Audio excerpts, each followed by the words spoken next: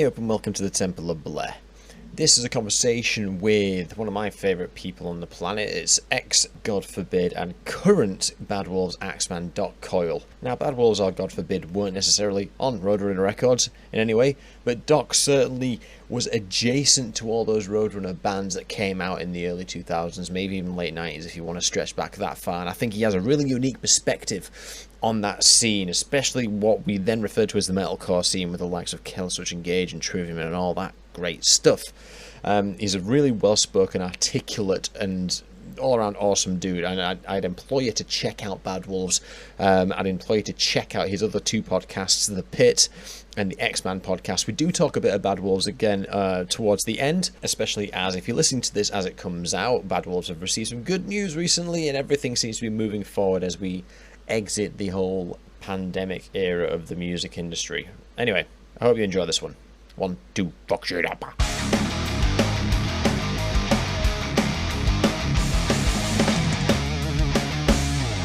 Like how that label did what it did, and the reason I picked yourself was because, well, first of all, I'll go into this because we've met years ago, and I'll tell you this story because it's quite interesting. That's interesting to me. But your position with like God Forbid and some of the guys that you've interviewed, when you come across Roadrunner, it feels like as a listener that you understand that as a vehicle it was a little bit different than the rest of the enterprises in the industry. Does that ring true, or am I reading the wrong things? I mean, I think you might even be treating it a little more euphemistically. I mean, we always felt at a disadvantage. And touring with Roadrunner bands, especially in Europe, because outside of like maybe one or two tours, every other tour we did was with a Roadrunner band. Machine Head, Killswitch, Chimera, Caliban, El Nino, Devil Driver, and you would see that bands that in the US maybe you feel like you'd have a little bit of a fighting shot.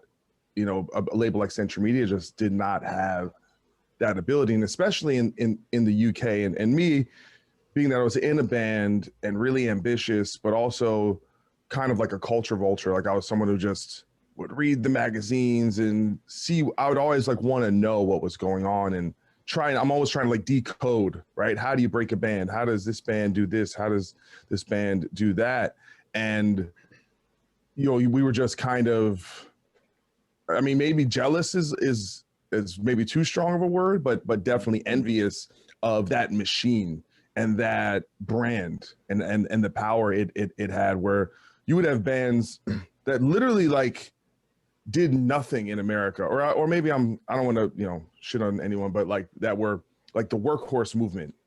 That, I mean, it seemed like they came and went, but they were like headlining in the UK almost immediately, and you're like, how is that? Or like Killswitch Engage, it was like the Road Rage tour, Killswitch 5.0, 36 Crazy Fists. Mm-hmm. And Killswitch had never even done a headline tour in America that was anything worth talking about. And they went immediately and sold out every show. And I'm like, how is that? It almost seemed like magic. Yeah. The UK is especially poignant in terms of its relationship with Roadrunner acts. And I'm trying to figure that out. I don't know, it's Michelle Kerr, isn't it? There'll be something to do with her, no doubt. It's that, but there's, I think there's, for some reason, there was a kind of faith trust agreement or kind of consolidation between the fan base and the media there that was very cyclical, where they trusted if Kerrang or Metal Hammer said, you got to pay attention to this band, that fan base kind of like took their word for it. And so, and whether, and that's just the ability to kind of magnetize hype in this really consolidated way. And keep in mind, it's in the grand scheme, it's a small country, so things can happen quickly. And you saw that probably no better with Trivium, with that Kerrang cover where it's like Black Sabbath, Iron Maiden, Metallica, Trivium, and it's like you just gave that band basically a career forever in that country with that one cover. And listen, doesn't mean they didn't back it up. Oh, God. No. Are they as big as Metallica and Iron Maiden and Black Sabbath? No. So there's hyperbole there, but are they a force to be reckoned with to this day? Of course. this leads me into my story and my first formal question. So 2006, you supported Trivium on their second headlining UK tour. It was another Ascendancy run. Now, the day before the first date in Leeds, there was a meet and greet at Bradford Rios, and it was. I don't think the band knew it was a meet and greet. I don't think you guys knew it was a meet and greet. But soundcheck was happening, and then a bunch of kids start filing through the door, and I was one of them kids. And I met you guys. I sung on stage with Trivium singing like Master Boots and Trooper because they were just, it got to the point where when they realized what was going on, it was like, all right, the stakes are a bit lower now. Everyone's just having a bit of a party. And because I wasn't aware that God Forbid was supporting, I hadn't heard of God Forbid. But that was my first experience with you guys. And it was interesting because I kept offering to buy drinks and stuff. And Byron was like, the shit here is too sweet. I don't want it. But I went out and bought a Constitution. And then something occurred to me, and I looked at the back and I couldn't see a little red logo. And that's what something in my head went, all right. So because being a naive 16-year-old, I was like, oh shit, Roadrunner must be responsible for this sort of what we now call metalcore, what was then maybe known as post-hardcore, or maybe even now new wave of American heavy metal, or however you want to classify it. That was kind of, listen, I think there's some nitpicking between those two things. I mean, new wave of American heavy metal, I think, describes a certain group of bands from a certain era pretty well. And then on the fringe of that, there's some crossover between metalcore and kind of bands that can kind of subsist within both subgenres. I think it's like we have to wait another 5 years for those boundaries to calcify. But you know what I mean? Like, for me, Roadrunner was like, and in hindsight and now having read around it, it's like the Mike Gitter impact. That it was shocking to me to find that God Forbid weren't on Roadrunner. And that's what I mean. We think, all right, there's a certain thing here. It's not entirely on purpose. There's nuances in the way that bands administrate themselves, and there's nuances in the ways that labels take on bands and things like that. And that's what made me think, all right, Roadrunner is an entity among other entities. You know what I mean? It was like, it wasn't just all or nothing.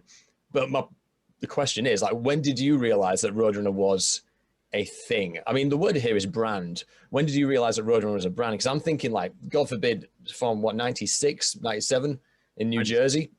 In that time. God Forbid then, but yeah. It in that time, though, in New Jersey, Roadrunner, that was like the golden era, wasn't it? Typo had just gone gold and everything was happening. So the question is, like, when did you realize that Roadrunner was a thing? Really, my introduction, I mean, I got Burn My Eyes probably in 94, 95 because a guy at a comic book store, we were talking about metal and stuff, and he was like, oh, you got to check out this record. And it was like when I was first getting into metal. So it was like Metallica and Megadeth. And I remember I picked it up. I was like, man, this album cover is great. Put it on. It was like too heavy for me and my brother. We were like, we had like put it on the shelf for a year before we could acclimate to it. But and Sepultura was a big thing for myself when I was really young, first getting into metal. But really there was a radio station in New Jersey called Seton Hall 89.5 Pirate Radio, and they would just play kind of a wide expanse of heavy music. I mean, really everything from punk to death metal to black metal to hardcore and super mainstream stuff, right? They would play Disturbed in Linkin Park and everything in between.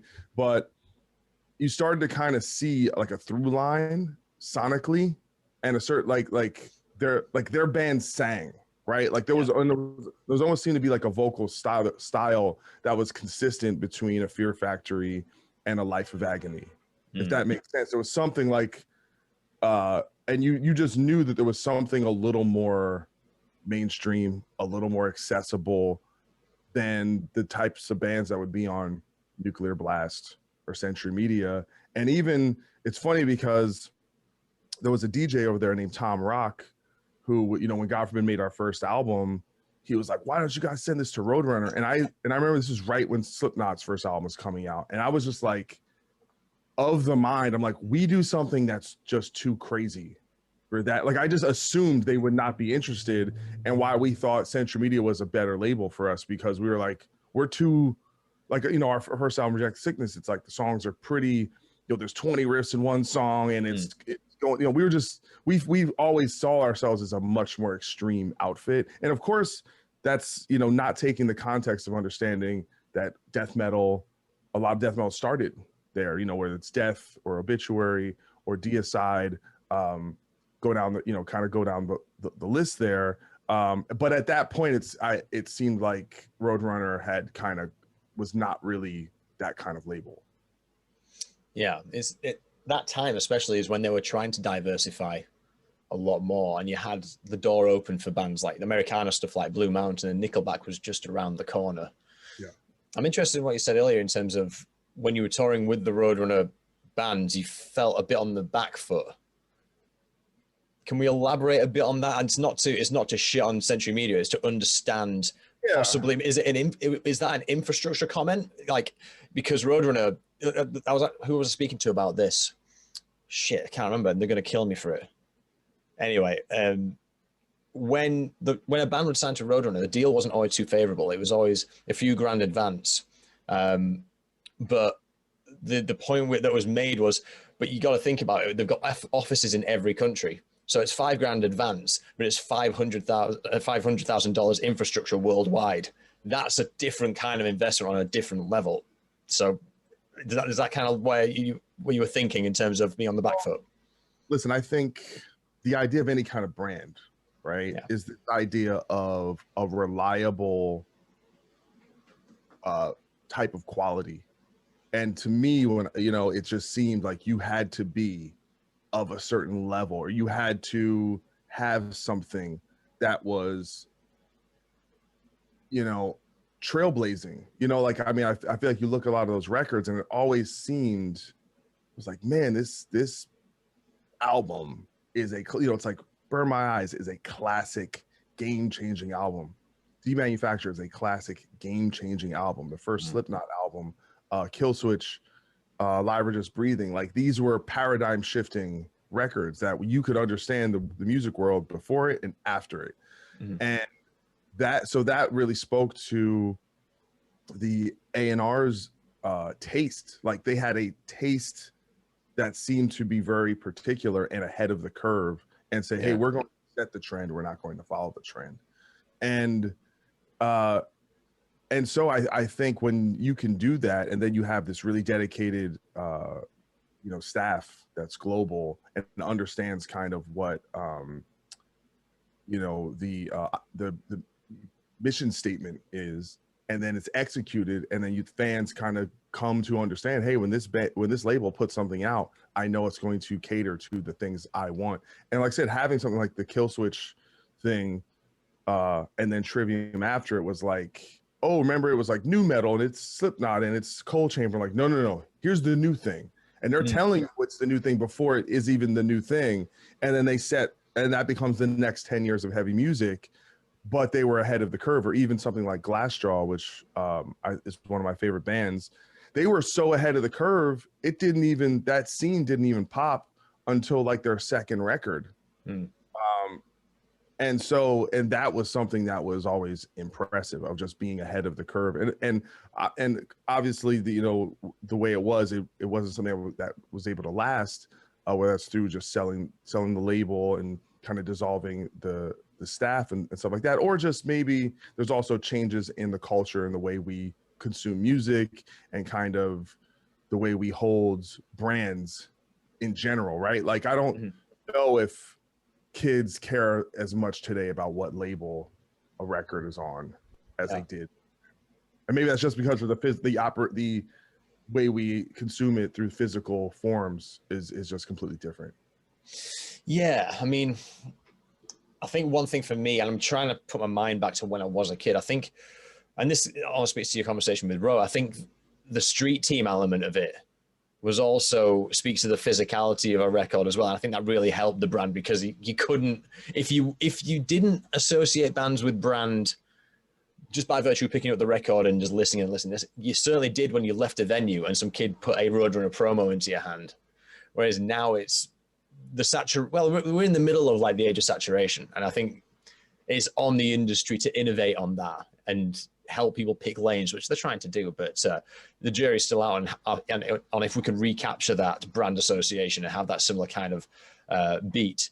Now, I'm going to defer to your experience on this one, Doc, as like a seasoned music professional, whereas I'm just some schlub who is playing journalist. Was there any other label that did anything similar? Like, was there anyone else that kind of really tried to get their claws ahead of the curve?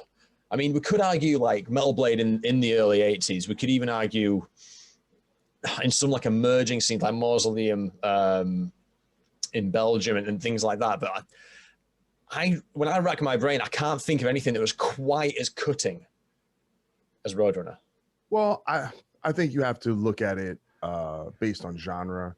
I mean, I think Victory Records had as a reliable kind of brand association with hardcore and eventually like metalcore and emo a little bit into like the late 90s, early 2000s. That was distinct and that same thing, really just powerful marketing team, and they really understood their audience. Epitaph with kind of more on the punk side. Yeah, I think to this day, just kind of especially you have bands that, because it started out as a punk label, but then they'll work with bands like Every Time I Die or Bring Me the Horizon, and it kind of like it shifts like the way you kind of view certain bands. Is Bring Me the Horizon there? I hope I didn't. Am I thinking of? I think it is. I think it is.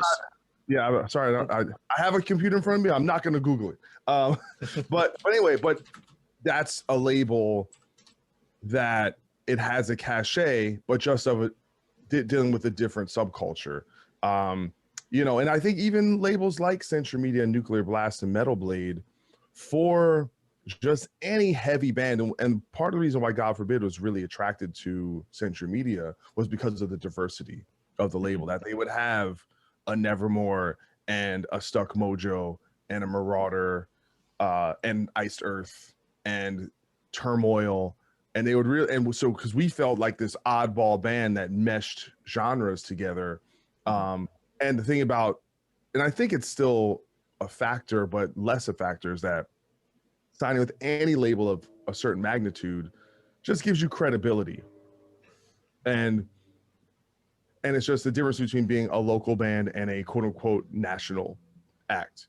And so trust me, being on Century Media and to kind of, I don't want to use the comparison as a way to kind of undersell the fact that I think Century Media did a lot of great things for God Forbid and invested a lot in the band, especially on our Gone Forever and Constitution of Treason albums. For us, where we felt the inability to kind of expand out of that was in the mainland European territories, where it seemed like Roadrunner bands just kind of got an automatic approval, and we would just grind. We would go on every album or 2 times an album. We go to Europe, and we're just like, people just either they don't know us, or maybe they don't get it, or maybe we're not being promoted properly. And I remember on our Century Media debut, Determination, they changed the album artwork and put like a bunch of skulls and stuff on it because they didn't get it. People don't really understand. In 2001, there wasn't a new wave American heavy metal scene. There wasn't a metalcore scene. So when they listen to something like us, they're like, well, it's not really thrash metal. It's not really death metal. It's not really hardcore. Yeah, and they just didn't understand it. So they're like, well, we just got to put some skulls on it, and hopefully generic metal people will buy it. And that kind of spoke to some difference in the kind of translation of what we were doing. And, and also it's the downside of being ahead of the curve is when you're early, you kind of have the one to take the lumps, and then a band like Trivium can come out and kind of, they get to kind of stand a little bit on the shoulders of us and Shadows Fall and bands like that kind of set the table. And then kids like you come along, you're 16 and you don't know any better. You just hear Trivium, like, it's the greatest band in the world. But that's how it always is. It's, you take a band like Glassjaw, and they never got as big as a band like The Used, right? Who is a little more commercial, a little more palatable, and maybe they don't even know that. They'll just kind of, but that's just how it is. It's always tough to be a little too early. Yeah, I mean, it's interesting you mentioned like how people can, well, how when you are the cutting edge, you've got to take the burden of compartmentalizing the music and then trying to, I guess, brand it as something. Because one thing that my mate said, it was a hot take, was Funeral for a Friend. I don't know if you're familiar with that band from Wales. They're sort of dubbed as like emo post-hardcore, but those first two albums sound probably more like Killswitch than anything emo post-hardcore. But they're called an emo post-hardcore band, and that's just the thing they've been lumped with because they were the cutting edge at the time, and there was no way we knew there'd be this thing called metalcore, new wave American metal, or whatever it's going to be. So it's, you know, it's the casualties of innovation, I guess, in a weird way. Yeah, and it's, listen, as long as you can survive, and kind of sometimes subgenres can be a bit of a noose as well, and you get stuck tied to one kind of thing and people keep moving, right? It's like the thing that was cool becomes uncool, and then you seem like a dinosaur, and you're always just trying to kind of survive and thrive, hopefully. Yeah, totally, man. So when the Warner acquisition completed, well, I say completed, when it's referred to as the Red Wedding in some circles, for obvious reasons. What was your initial thoughts on that? Because I know at the time there was people just thought it was the end of fucking days, didn't they? I mean, the first thing is just my heart went out to dedicated people who had a career that were out of the job. That's the first thing I go to, because these are people that held some of these positions for a long period of time. Mm-hmm. And like I said, even though I was not a Roadrunner band, because we had toured with so much Roadrunner bands, I lived in New Jersey, so I was in New York all the time, socializing with many people. Worked in the New York office. They were friends of mine, and it just,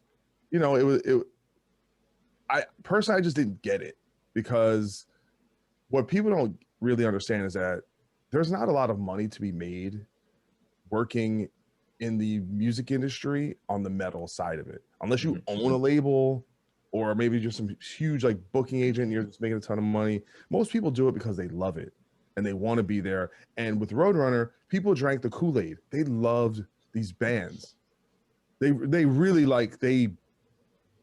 understood they were part of something special, and the bands understood that, and that stuff that goes, it's a dedication. And so it was just sad, because it seemed like the industry all of a sudden didn't value that.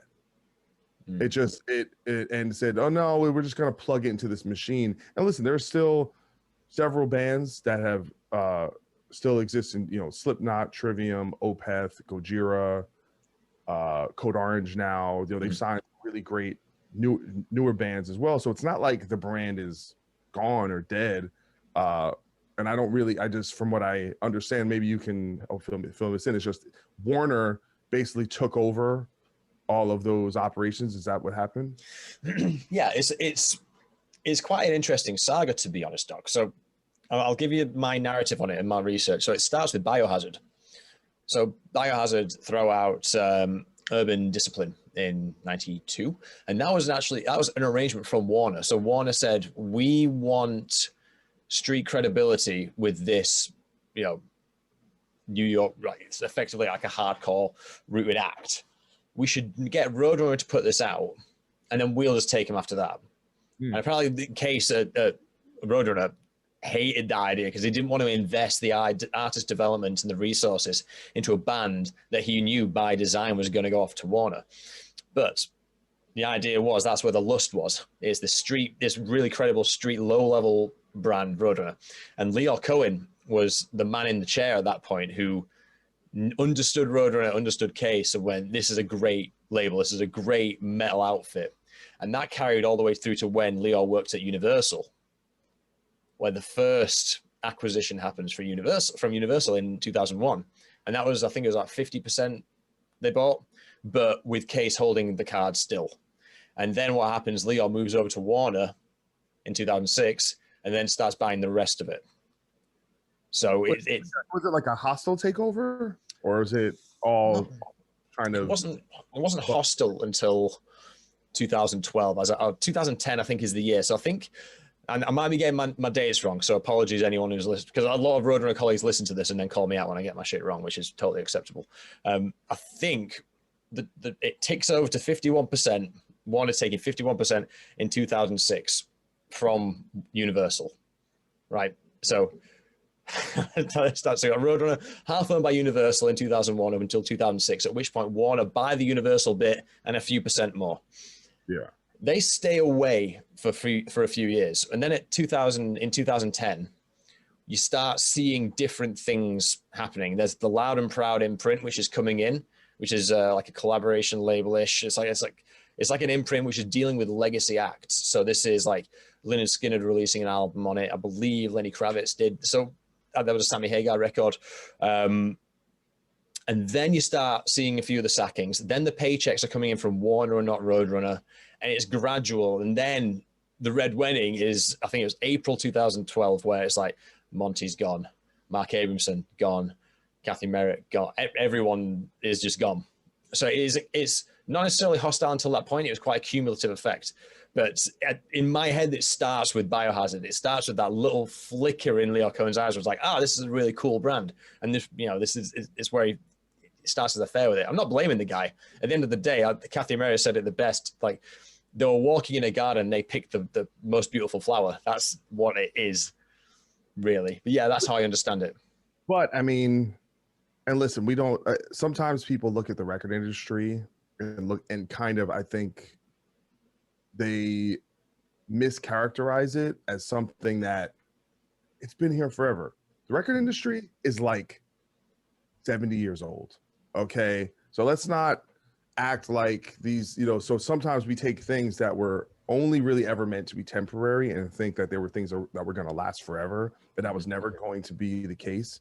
And so, I think the key with maintaining that brand, right? And this happens at any time you have, like Apple, for example, right? When Steve Jobs dies, how do they, he was the tastemaker, right? He was the one that was kind of guiding. Can you keep that going, right? Can you bring in new A&R people that can kind of give that Roadrunner seal of approval that means something? And I think it's, in the past 10 years, I think it's been kind of hit or miss when it comes to signing new acts. I mean, when's the last new band that they signed that's become like taken over the world? And it doesn't mean they haven't signed good bands. I definitely don't want to. Every project they sign, I'm like, man, these are really cool bands, but are they the next big thing in terms of changing the landscape of music, or getting what's the last band to get to a Trivium height or a Slipknot height?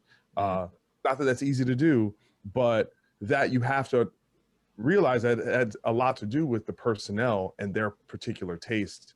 And listen, and every A&R guy eventually, or gal eventually, loses their fastball, right? Not everyone's not able to do it. Maybe there's a Clive Davis out there or someone like that can kind of has that that ability well into their 70s and 80s, but it's rare. So, but listen, it still exists, so that's cool. Yeah, I mean, the story always ends with, like, they're still doing good things, but it wasn't the same as before. And as much as this is a fucking corporate shell for an independent label that's no longer independent, it's not necessarily it's not endeavor to shit on other labels. It's to understand the kind of nuances, like you were saying, like the European presence. Like, some bands, just some reason, there was a cyclical nature at which Roadrunner could churn out output, and everyone could have a relationship with it, and that paid dividends. It's really about reverse engineering that aspect of it. But yeah, you are absolutely right. It's they still are putting out good shit. And in terms of the question of, are there any of the bands that are going to reach that height? Because they bought it on the strength of Nickelback and Slipknot, right? They must have done. That has to be, those are the two golden gooses of that label. But I guess Gojira is, the next one, but it's not like they picked up Gojira and they were a new band. They were already Gojira when they picked them up. So yeah, and the industry's changed by this point as well. So you're not going to get the rewards of a platinum RIAA platinum record is not going to be the same as it was in 2001. What do you mean? So when Universal bought Roadrunner in the first place, those were the golden geese. It's Nickelback and it's Slipknot. So the money coming in from those records is pure brick and mortar retail. It's a different revenue stream as to when you sign Gojira and you get a platinum record, say in 2021. They're not going to make quite as much money. I could be wrong though. I think you are wrong. Go for it. Streaming, there's a reason why everyone's buying up all these catalogs, because streaming is forever money. And if you own masters, and these catalogs they're kind of evergreen, right? Metalheads, you get the version of you that's 16 and maybe is discovering Gojira and Code Orange. We just have a tendency, our kids who get into metal and heavy music, we want to go back. We want to, Reba from Code Orange is wearing a Fear Factory shirt. Oh, I got to go check out that album. And so these catalogs, trust me, it really has expanded and created a lot of different kind of revenue streams. And that's why you're seeing all these bands are getting new gold and platinum records. Atreyu just got a bunch. Avenged Sevenfold just got a bunch. And that's just going to keep happening because we've crossed over that other bridge where people are consuming music now more than ever. And so even though, yes, I see what you're saying, like you're not getting just that pure money, but keep in mind, you're also not having to print CDs. You're not having to ship CDs. You're not having to store CDs. You're not having to pay the person that sells. So all this other costs are also taken away. So I can't listen. Can I speak to directly, like, okay, how much profit were they making in 2000 and how much profit they're making now? I don't have all those numbers in front of me, but there's still a lot of money to be made. So, and that's not even mentioning vinyl. I think vinyl's had its resurgence as well. Yeah, I mean, Taylor Swift sold 100,000 vinyls of her Evermore album last week. That's the most anyone has sold a vinyl album since 1991 in 1 week. It's fucking mad. So vinyl has come around a lot, and people they like it, they want it. I mean, so listen, I mean, there's music industry is in a good space. Artists in particular, obviously, we all have our issues, and it's not a fair system at all. And it's especially for the middle class musician, the artist that would sell maybe 30, 40, 50,000 records 20 years ago. The streaming system is completely unfair to those types of artists because the types of streams they get don't equal what that money would have made back then, that would have substantiated touring and making music videos and all this other things. So I think it definitely, like many trends in modern times, is just, it's very non-advantageous and suboptimal to a middle class. Going off a bit, because I do want to keep talking about Roadrunner stuff. You touched on something which I want to ask. Like, how do you think innovation is going to kick in and solve that problem, or do you think it's fucked forever for that middle echelon of artist? It's hard to say. Yeah. Because listen, I think ultimately, I had Stevic, the guitar player from 12 Foot Ninja, on my show because he's been a big kind of vocally active person about the unfairness of Spotify and some of these streaming systems and how it works with a band like 12 Foot Ninja. And my thing is, listen, I'm like, dude, you're right. These systems are unfair, but being mad about it isn't really going to do anything because we don't, if you're of a certain level, you just don't have much power. And if the Kanyes and the Taylor Swifts and the Post Malones aren't going to change it, then it's probably not going to change because the system works great for the top artists. Yeah, they make most of the money, they get most of the plays, and it kind of, it's a thing that it's a cyclical thing where the bigger you are, right? Like and I don't think it's actually completely accurate to if it was in a record sense. So it feeds itself so that the rich stay rich and get richer. So I don't really know. I think these trends, like, okay, we're in a streaming world now. So what's the next thing? Is that a status quo that's going to exist for the next 20, 30, 40 years till the next thing? I really don't know. And because I feel like I'm always just trying to keep up with the way things are now. Because now, right? Okay, so streaming is a thing. And now you have artists who are trying to break on TikTok, right? So that's a whole new avenue. Okay, let me find my content here. Or people are going on Twitch and performing on there. And listen, the pandemic too has made a big impact in how artists understand how to exist. Or like I was just listening to this interview with Courtney LaPlante from Spirit Box, and she was talking about how they live in this weird island off of Vancouver, right? So they couldn't really play shows, so they're like, yeah, we really couldn't afford to do an album properly, so we just did singles, and we just spent our money on that one song and making a cool video, and it eventually worked for them. And it's almost for me like a little light bulb moment where I'm like, oh, seeing the way the pandemic happened and people weren't touring, and you have a band like this, I'm like, maybe that those days of just getting in a van and grinding it out for a couple of years, maybe that's kind of stupid. Maybe you don't have to do that unless you really want to.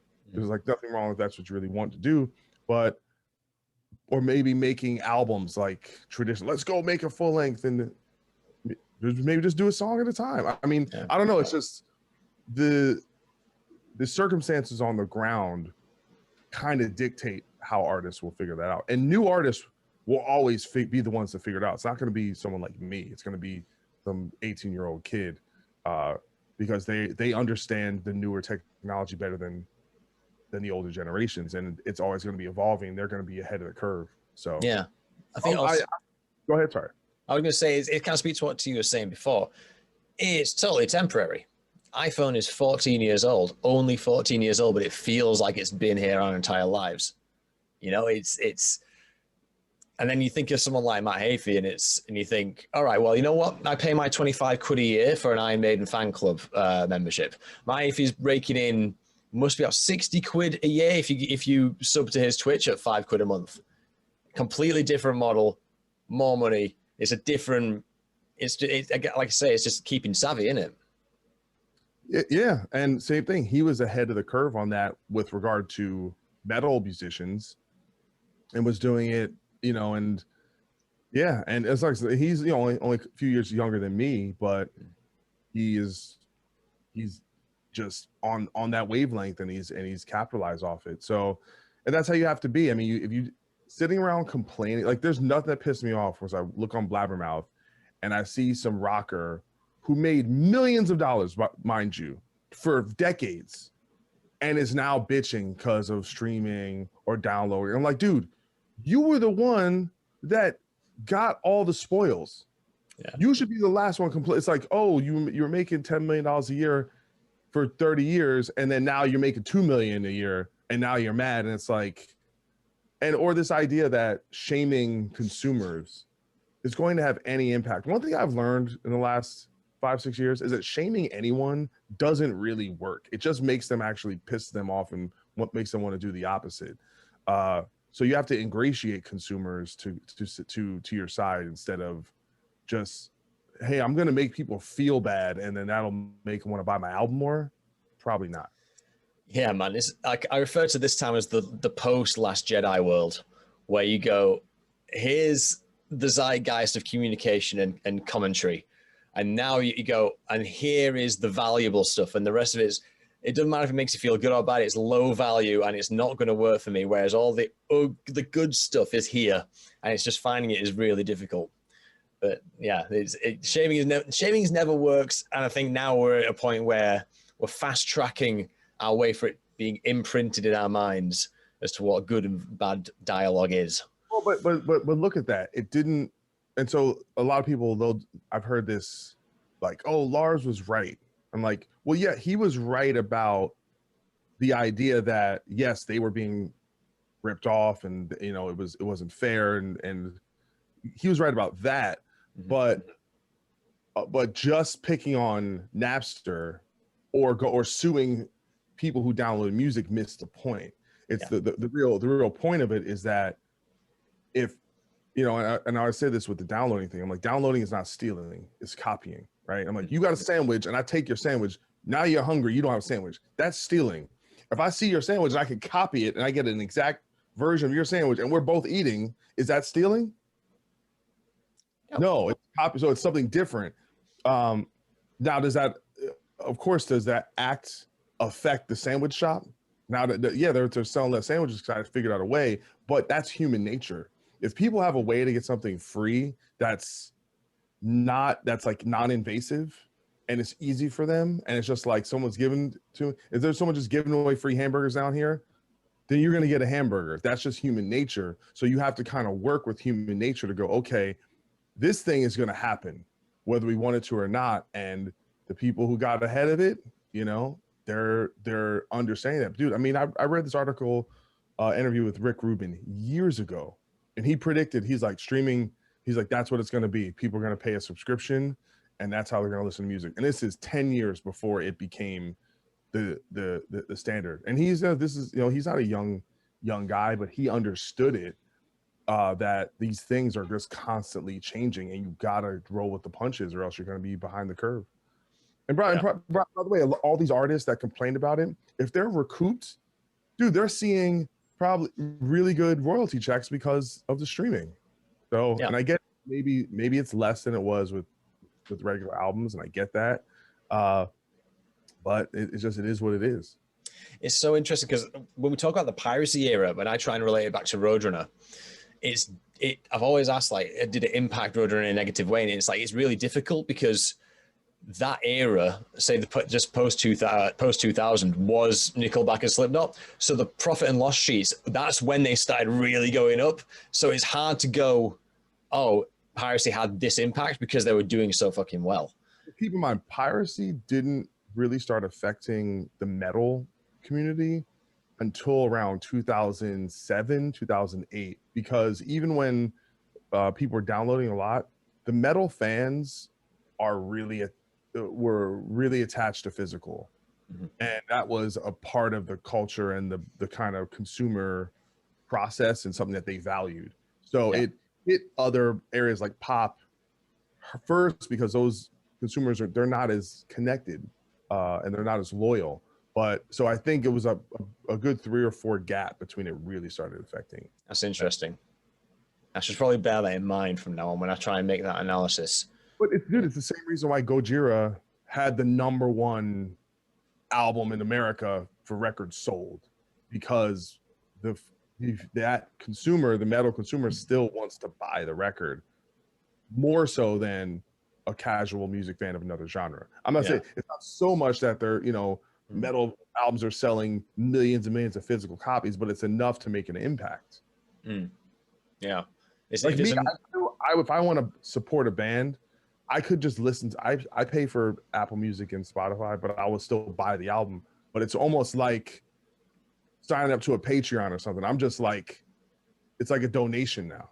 Yeah. You're just doing it because you want, you know, and I don't care about physical. I don't want to have CDs or any of that, but I'll still go to iTunes and buy the album just to like vote with my dollar and say, hey, I want this band, or sometimes I'll do it because I want that band to chart higher.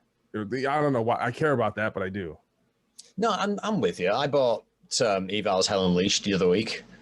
I did my fucking bit. I also bought a reissue of I Get Wet from Andrew WK. So, you know, my priorities are somewhere off-piste. Yeah, man. Kicking it back to Roadrunner just because I'm trying to appeal to your nostalgia a little bit. Sure. The label itself goes through many eras. There's, say, the 80s where they're getting their foot in the door with Merciful Fate, and the Monty Connors introductory years where he's making Florida death metal happen, and then the 90s, as we know. Do you have a favorite era? Yeah, I mean, I think it's definitely, I mean, I would say mid 90s, but it really is from early 90s to late 90s. I mean, it's, you know, it starts with me like the modern era. It starts with Chaos AD. Yeah. And then it's Burn My Eyes, Demanufacture, River Runs Red, you know, the Vision of Disorder, self-titled, Slipknot, self-titled. I'm sure I'm forgetting something in there. I mean, it's weird, like, and Typo, it's weird because Bloody Kisses, yeah. Yeah, I mean, I listen to their records, but I almost don't associate them with a particular record. I just always like listen to their songs kind of here and there. But such an impactful and important band. And then you know, kind of going to the 2000s, that's the shift to me, is when they sign Killswitch, Chimera, El Nino, Glassjaw, and that's like kind of the next phase. Mhm. But to me, that era was the most impactful, where it was like, you know, if it wasn't Pantera or White Zombie in the mid '90s, it was one of those bands where you're like, man, this is what the new metal. I guess that you could kind of call it groove metal, or I don't know what, you know, the exact title, but there's a perception that metal died in the '90s, right? It's like Nirvana came out and metal disappeared. I'm like, dude, that's what I was getting into metal, and so it's like, to me, that's when it got cool. That was like, to me, it's like the '90s. That's when it stopped being cheesy, Mhm. if that makes sense. Because I was never a hair metal guy, or even stuff like Maiden and Judas Priest. Like, I kind of got into that later. When I was younger, it sounded too old school to me. It just didn't. Right. It didn't resonate with me, and I learned to appreciate it later in life. But that's what I associated Roadrunner was like. Oh, this is the new school, and it was, you know, and a lot of those bands, you know, it's like Fear Factory took death metal and did something different with it. Machine Head took thrash and some hardcore and did something different with it. I mean, Life of Agony, I mean, to me, still sounded like nothing else in the world. Like, just combining, it's like Led Zeppelin, but it has like a biohazard part, and then, you know, it's just really mind blowing, you know. And you know, people kind of forget too, you know, they signed a bunch of hardcore bands around the time they signed Earth Crisis, they signed Madball, and that really uplifted that scene, you know. So that's probably my favorite era, and I think the one that is most impactful, you know. And even like I said, I really like Nickelback. Like, that's one of the bands like a lot of people like to shit on, but it's funny, I never got like listen to the albums per se. I would just like hear the songs on the radio, and I know kind of the big songs, but in a weird way I never associate them with Roadrunner, because they always seem to be adjacent to this crazy metal thing. Like, they were just their own island of kind of super success, you know. That, you know, because they also had Theory of the Dead Man. Mhm. And I'm trying to think, they didn't really have that many other kind of like mainstream rock. They did towards the end. This is the Berman era. This is Ron Berman kicking in late '90s. Actually started at the same time as Gitter. He signs Nickelback, and that's just knocked out of the park. It's weirdly anomalous, but Theory Dead Man. But to hit that stride, Blackstone Cherry, Okay, yeah, but they were, but Airborne. I feel like Blackstone Cherry was more successful in Europe and UK than they were in Okay. America. As far as I know, I maybe I'm wrong. I mean, I think they do okay here, and same thing with Airborne, where it's like I would see them doing stuff, but it didn't seem like they really like took hold in terms of getting a ton of success in the States. But I could be wrong. Yeah, it's interesting because obviously I can speak from the UK experience and you can speak from the US experience. Airborne was in the AC/DC dark age, wasn't it? Where we didn't know after Stiff Upper Lip if they were going to do another album again. And then a year after Airborne comes out, Black Ice came out. So it was like, oh, great, we've got a new Australian pub rock band and the legacy Australian pub rock band. It was a little too close for comfort for me. I was like, it's a little too on the nose. And I remember that was like around the time The Darkness came out, and The Darkness I thought was amazing, because it, even though you could say, oh, it's a little bit of Queen, it's a little bit of this, but it didn't, in its package, it didn't sound like any one band. I just thought it was great. I'm weird with the Darkness. I think like Latter Day Darkness is better than Permission to Land Darkness. Yeah, here's the thing, haven't listened to it. I gotta go, when I get off this call, I gotta go check out some Latter Day Darkness. Dude, I'll send you the link to like what I consider like the pinnacle. I like it when bands do that though. When they explode, I think Dragon Force is a good example of this. You have like this really poignant moment with the wider scene, and everyone's heard of your band, even outside of like the metal community. And then after a few records, it's not a downturn. It's not a they're missing the beat. It's the audience has consolidated itself, and now they know exactly what their metabolic rate is, and that's what you have to measure your success on. Like Through the Fire and Flames, obviously with Guitar Hero, was a huge thing, and now they're still selling out like the bigger end clubs in the UK. Still, they're not headlining any arenas anywhere, but they're definitely playing arenas. Like on support slots. In LA with was it Symphony X? I saw them with, with Symphony X, man. They packed place, they killed it. Yeah, I mean, but it's funny because I actually forgot Dragon Force is on Roadrunner, and but again, that they're very anomalous when it comes to the actual quote unquote the prototypical sound of that. But outside of maybe Sabaton, that was the biggest moment for power metal ever, maybe. It's so interesting because I was speaking to someone about this, and in the UK, for me, there was a Metal Hammer promo CD called Battle Metal, and it opened up with Painkiller, as you meant to, kicked into Cheer's ass, and then it had Fury the Storm by Dragon Force, and that to me was when Dragon Force broke at the end of that Sonic Firestorm album. But in the States, it was all Guitar Hero. Yeah. And obviously that bled over into the UK for Inhuman Rampage. But for about a year, I think it was all about this weird power metal, this battle metal aesthetic. And that sent me down a path I never really came back from until recently, when I'm listening to all the European folk metal bands and going to Vacuum with a drinking horn and all that. It was a completely different thing. And it's probably the most departed from Roadrunner in terms of taste that I've ever fucking been. You just woke up, been in a forest for a few years. You had sacrificed animals and like pagan rituals. You're like, what? A couple years past, you're like, oh, I'm in a cult. Yeah, we're smoking apples. We're doing all sorts. Yeah, it's crazy, man. It was like whacking in those days as well was fucking insane. It was that's when Amon Amarth had a Viking fight, like a battle reenactment as part of their show. Wow. Yeah, it was 2006. It was insane. I need to try and find that footage because that's what I'm saying. I'm like, I have war paint on, but I'm not going into war. It's just a mosh pit, but close enough. Yeah.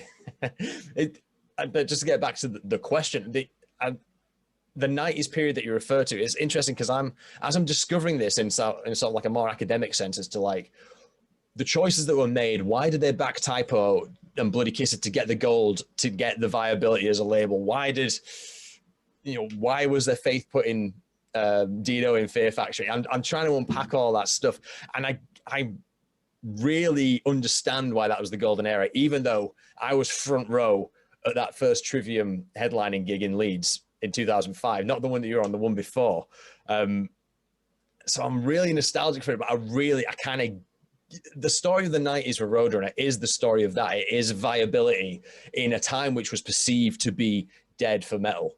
And I think that's why it's so compelling to me as a narrative.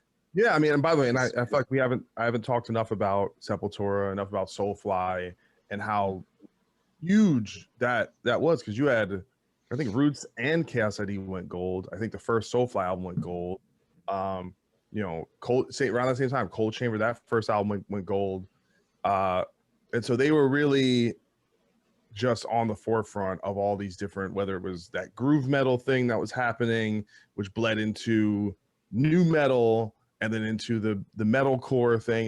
They were just ahead of the curve on everything, and everything just seemed to just take off, and there was, and there's even certain bands that, I always wished would have gotten bigger or stuck around, like a band like 5.0 was a band. That record I still listen to it, and I wanted to see where they were gonna go, and around that time, that's when Roadrunner was really developing bands, right? Like, so maybe you put out a record, look at Chimera, right? They were out there, they were touring, they did some really cool things, but it didn't really happen until that second record, right? Until Impossibility of Reason. So it was kind of cool to see that development. And then some of you have certain bands like, they didn't get to that next thing, but yeah, I mean, listen, it's something I've always been fascinated with, and much like you, right? Because I've had so many artists and A&R people on my show that were involved with Roadrunner, and it's something that history is something I'm fascinated with. I mean, the Roadrunner United album, for example, is one of my favorite metal albums, period. I think the whole project of it is a little bit of a miracle, and the fact that it turned out so well is it's extremely impressive. And I think like Nuclear Blast tried to do something like that like a couple years after, and it was just kind of, forgettable. And the fact that they did something like that to this day, like I listened to that song with Howard and Rob Flynn, was like, fuck, like how did I never get like this? that this needs to be in the Machine Head set. Like, how is this not? Yeah. Oh, it's too good. And then there's another mix of the end. There's another mix that Colin Richardson did, which didn't make the album. And because I know that now, I want to hear it. Desperate. But he didn't mix it. Who mixed it? Was that Sneap? It might have been. I know Colin did a lot of that record, but the end was one of the mixes that was shuffled out for something else. Yeah. I'm just curious as fuck now because for a song that I'm like I resonate with a lot just because it was of that time and it was of that project and I know it in and out. I can't conceive of hearing it differently. But there's an MP3 out there that sounds different to the one that I know, and I want to hear it. Well, I don't know. I mean, someone's got it, right? Call Mike Gitter. Ask him. Yeah, I'll give him a nudge.